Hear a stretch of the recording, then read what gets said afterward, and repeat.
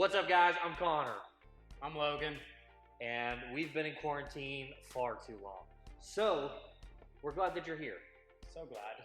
Welcome back. We're losing it. If you can't tell, we really like people, and not being able to be around you guys is driving us crazy. It's the worst. It's the worst. But today, that's not what we're talking about. We're talking about what it looks like to continue to move the church forward in this weird season of quarantine. Right? And we're in week 3 of a new series called Church Reimagined. So the last couple weeks, Connor and I have talked to what does it mean to experience Jesus or help others experience Jesus in a way that's going to change their life. And Connor talked about right after Easter what the what the cross and the empty grave meant, right, for us. And so today I'm going to talk to you guys a little bit more as we finish out the series talking about what does it mean to impact generations. Yeah, and so today at 3 o'clock, we're going to gather together, middle school and high school. And the video will actually be released at 12, so you have all day to watch it. And then at 3, we're going to jump into some Zoom calls, hang out, have some fun, discuss a little bit, break out into small groups, and really just spend some time in community together, kind of discussing what does all this look like? Because honestly, we're all figuring it out. We're all in the same boat, right? And so we hope to see you guys at 3 o'clock today. Definitely. See you guys there.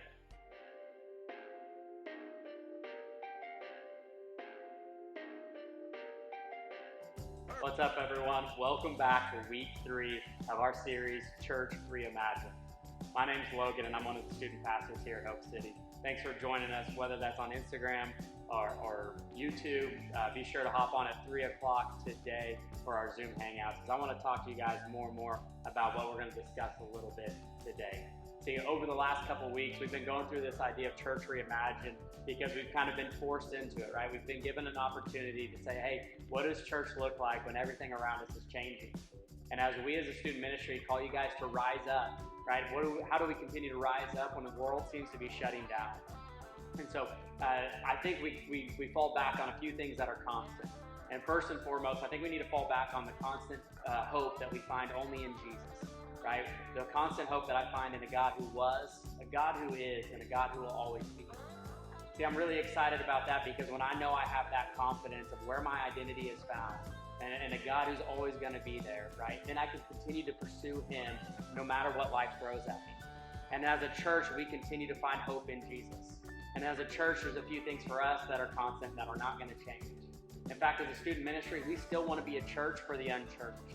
We want to help our friends. We want to help others experience Jesus in a way that's going to change their life and impact generations. And over the last couple of weeks, that's really what Connor and I have been talking to you guys about. A couple of weeks ago, we said, hey, when we're not around people, how do we help others experience Jesus? And we discussed that and challenged you guys to find somebody in your life that really needed to know who Jesus was, to experience Jesus. And last week, Connor had an awesome message following Easter, talking about how the cross and the tomb changed everything. And if we're willing to go and listen to others' story and help them experience what the empty grave meant for us, guys, we're going to change people's lives, right? We're going to help them experience Jesus in a way that's going to change their life and ultimately lead to impacting generations. And that's a difficult concept, and that's what we're going to dive in today. How do we impact generations? So we believe all of these things kind of work in a circular motion, right? That when we help people experience Jesus, it changes their life, which impacts generations, which causes other people to experience Jesus. And it keeps on going. And that's what we want for you guys as a student ministry. And so as we continue to dive in to see what God has for us as a student ministry, we're going to continue to look at Scripture, right? Because we believe that the Bible offers a better way of doing it. And as we look at this idea of really what does it mean to impact generations, I think it's an awesome moment because this last Sunday, there was a documentary that was released. And it was about the Chicago Bulls of the 1990s, and more specifically about Michael Jordan. And if I have to explain Michael Jordan to you, that's going to throw me for a loop because Michael Jordan, in my opinion, is the greatest basketball player who ever lived, who ever played the game. Right? And very rarely do you have to actually explain who Michael Jordan is. Whether you're a sports fan or not, whether you like basketball or not, you at least know who Michael Jordan is. See, Michael Jordan to me is also arguably the greatest sports icon of all time. And really through this documentary, and I honestly haven't got to watch the first couple of episodes, but I think it sparked some interest in me. Right? And so I kind of started looking up some things about Michael Jordan and really some Michael Jordan quotes. Those of you that know me know that I really love cheesy motivational quotes. Well, Michael had a quote about practicing harder than he played. And it was something along the lines of, people didn't believe me when I said I practiced harder than I played. But that's the way that I approached the game, because in those big moment situations, my body just reacted the way that I was practicing. And guys, I'm not going to say that I want my spiritual life to look like Michael Jordan, right? Or at least his spiritual life. But there's something to be said about the way that he attacked the game of basketball with a passion and an intensity that I think we can learn from. See, Michael Jordan didn't wait for an opportunity, right? He moved the ball forward. He pushed forward to become the greatest. He didn't just wake up one day during one of the finals games and say, hey, I'm going to be the best basketball player there ever was. See, he continuously pushed forward, right? He continued to lean in on his craft, on what he knew to be true. And I think when we look in the Bible, we actually find people that are very similar. People that find a truth in Jesus, and they don't wait for permission. They don't wait for the surroundings to change, right? And a lot of us are kind of in this situation where we're going, well, I'll impact generations when life continues, right? I'll help others experience Jesus when life picks back up to the way that it was.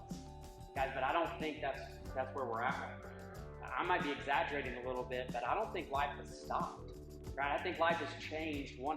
I think our day-to-day lives have changed and they look different, but I think there's something to be said about we need to seize the opportunity that we have. See, when I wake up, I still have 24 hours in the day, right? What I do with those 24 hours is really what's going to determine how I impact generations. I was talking about those cheesy quotes, and one of my favorite is, you can't lead somebody where you haven't been. And so as we talk about helping people experience Jesus in a way that's going to change their life and impact generations, I have to question myself, what am I doing every day where I can lead somebody to experience Jesus? Because if I'm not pursuing the God that I say that I love, how can I expect anybody else to do that as well? Right? And so as I continue to dive into the Bible and see people who continuously impact generations, right, for the kingdom, I revert back to the book of Acts, and I look at Paul, right? And we talked about him a couple weeks ago, but it's this really awesome moment in the last 4 or 5 chapters of Acts. And I'm not reading all 4 or 5, I promise, but I really think you should check it out, where we see Paul get arrested, right? And he's in prison. And I think it's probably a little bit of an exaggeration to probably say that quarantine is just like prison, but at the same time, I think that there's probably some similarities, if we're being honest. Like, some of you are going, no, that's exactly what this is like. I'm imprisoned in my own home with my family, and it's the worst. But some of us are using that as an excuse, if we're being honest. But we're saying, well, I'm stuck in home, and so I really can't help others experience Jesus. But we see here in the last 4 chapters that Paul being arrested and being in prison didn't stop him from helping others experience Jesus. In fact, it just encouraged him to do it ever more. And so as we read through all of this, we get to the very last verse in the book of Acts, chapter 28, verse 31. And it's a verse that stuck out to me as I read all of this. And it says, boldly and without hindrance, he preached the kingdom of God and taught about the Lord Jesus Christ. See, that comes after he's been released. He's no longer a prisoner. But yet he didn't wait for that moment. Through those previous 4 chapters, we see Paul continuously go and reach and try to preach to people and help them experience Jesus in a way that's going to impact their life, that will change their life and impact generations. So guys, that's what I want to challenge you today with, is as we look at this opportunity that you have 24 hours in, we can continue to push pause on our spiritual life and everything else and say, well, when life picks back up, I'll go and help people experience Jesus. Or when life continues. But guys, I think that's a dangerous habit, because I think that's an opportunity for us to go, well, when I get into high school, or next year in college, or when everything goes back to normal, when I'm able to work again, or when I'm not living with my parents, that's when I'll make an impact on generations. Guys, but I think when you look at Paul and we look at his life, and we try to say, man, how can I attack my spiritual life in the way that Paul did? How can I attack my spiritual life in the way that Michael Jordan attacked the game of basketball? Guys, and I think if we continue to do that, if we continue to say, I'm going to practice harder than I play, right? I'm going to pursue Jesus 24 hours a day until this does go back to normal. And that way, when I come out, I can lead people where I've been.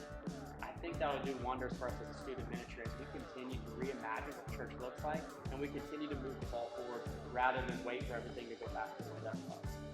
Guys, I'm really excited to talk to you guys today on our Zoom Hangout to discover more what you guys are thinking about how we can impact generations right now, how we can continue to rise up when the world seems to be shutting down, and how we can continue to push forward and pursue a God who loves us. Guys, thanks for joining us today. Can't wait to hang with you. What an awesome message. And Logan brought the heat today, talking about what does it look like to impact generations. And you know this, we don't wait around for permission. We're on mission, and we don't wait for life to start back up. Like, life is continuing on right now, and we've got to figure out what this looks like. And so I want to challenge you, don't sit around and wait for permission. Jump in, be the church, be the very person that God's called you and created you to be. We'll see you guys at 3 o'clock.